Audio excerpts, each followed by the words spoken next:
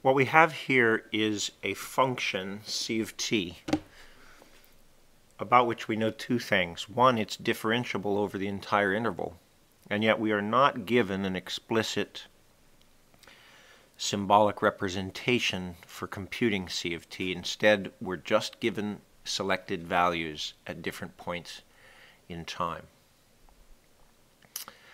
The overall problem, taking all the different parts together, is going to require the use of several concepts, including the fundamental theorem of calculus, the mean value theorem for derivatives, the definition of mean value for a function, and the concept of midpoint sum. So with that, let's go ahead and get started. We begin with part A, that simply asks us to approximate c prime of 3.5. Okay. Well, we're not given explicit information about c prime at 3.5, but we are given information about c in an interval around 3.5. And so we're going to calculate an average slope between two c values to approximate c prime. So I'm just going to write that out. We calculate the average slope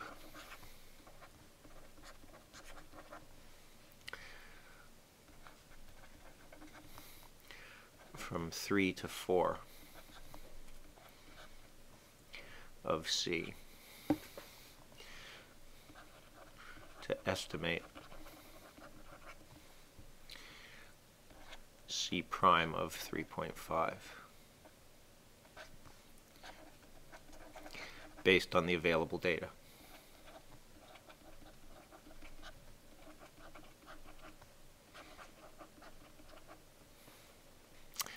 And so we have 12.8 minus 11.2 over 4 minus 3 to give us 1.6. And the units, of course, are ounces per minute, because it's a change in ounces over a change in time measured in minutes.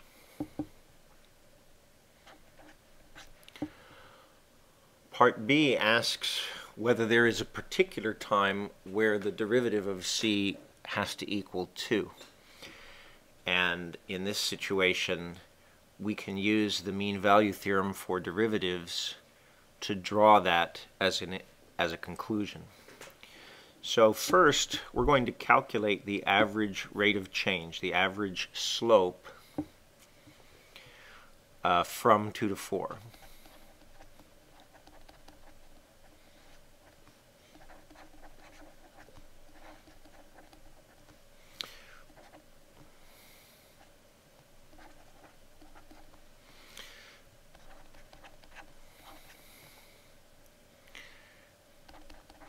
And that's going to be 12.8 minus 8.8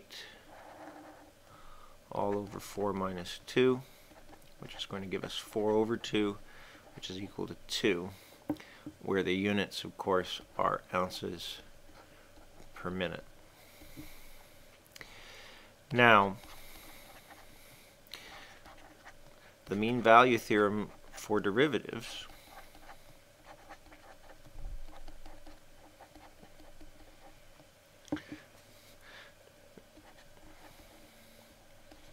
applies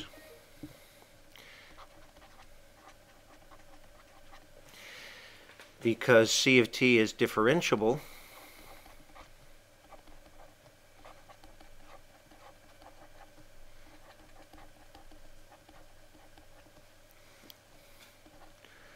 over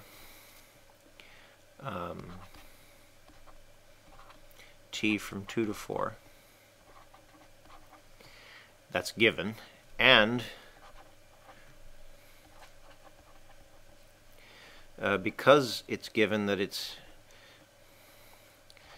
differentiable everywhere, that implies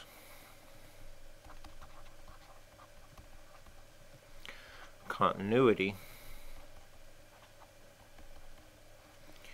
over the closed interval from 2 to 4. And so therefore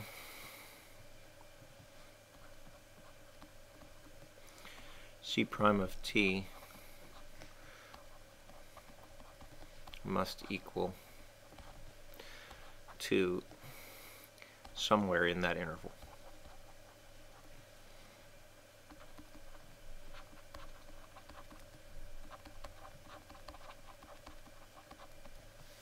Let's look at part C. First, they want to know what it is that the expression means. And this comes from the definition of a mean value of a function when integrated. And so we can write 1 over 6 integral 0 to 6 c of t dt. That represents the average amount of coffee in ounces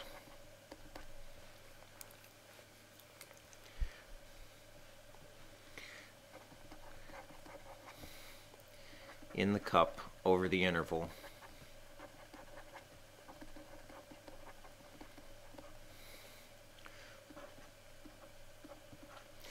of 0 to 6.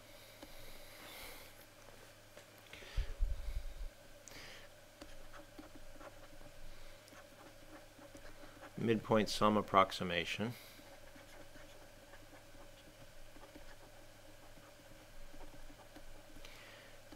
gives, well, first we've got the 1/6.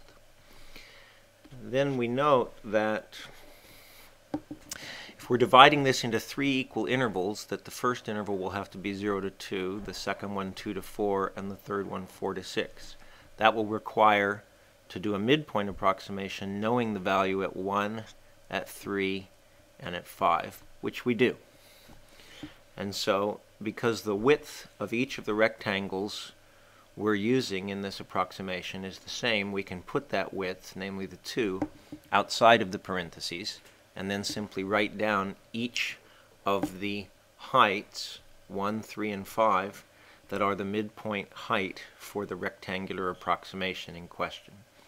We'll write 5.3 plus 11.2 plus 13.8. And we can add these together. That will be 14, 15, 25, 30.3 multiplied by a third is going to be 10.1 ounces.